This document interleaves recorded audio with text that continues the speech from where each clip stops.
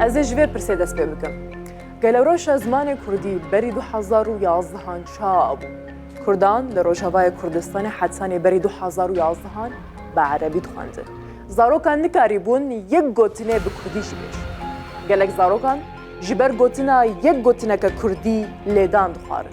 ماموستین کو بردفکن قدخه بون جبونی یک گوتنه کردی پیل بدنین بچوکین وان زاروکان دکرن. زاروکان ویدمه باش فهم کرن کو آخافتنا به زمان دایک اخوه نه تنه قدخه بلکه سوجه.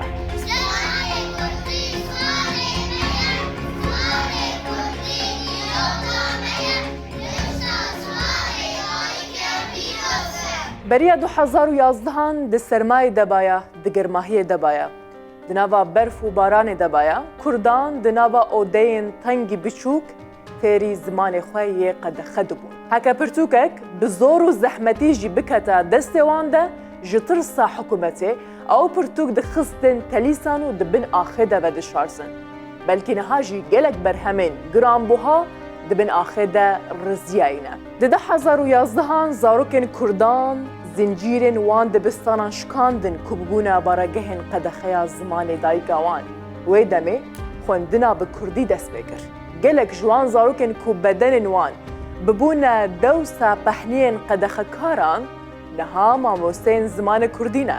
زاروکنا gelek انفیری زمانی کردی بن و زمان کردی زمان میا.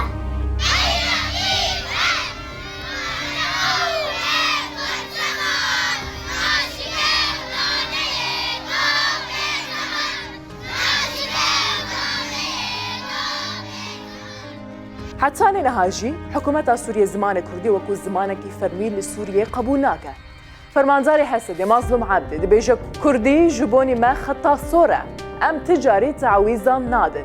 رجيم سوريا بيك ردك او جبوني عربي لبيش بخاز زختان جلكي ديكا.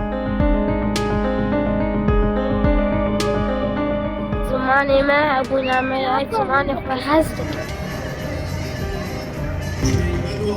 سازیا زمان کردی سازکی جو سال 2017 ده بدزی درسین کردی ددان و پشرجی بو بشک ج پروردهیا ریببریا روشابای کردستان نها کرد ج پولا یکم حتانی بزاننگه دقدینن بزمان خوا پروردهیه دبینن بقاوه که گلکی پیشکتی بو و چه سبلندهیه بو که روژه که روژه ام بزمان خوا بخوینن حکومت زانی ددمی بوریده گلکی قدخه بو یک پیف بو کردی وره گوتن یانجی ده هواگه که کردی بیجی حتی روژه ما ایروژی هن کسین که نخوانده بون جوی دمیده جی نکارن هفوكا كاب كردي ساس بكن يعني شي بيجن شبركو قد خابو وتيجي وانجي تننا لأم جيلين هاشي يعني جمت كارم بيجن نفسي إنه أم بسربلندهاي كي كردي تخوينن وأخافنا من سا تام تين كردي تين قطن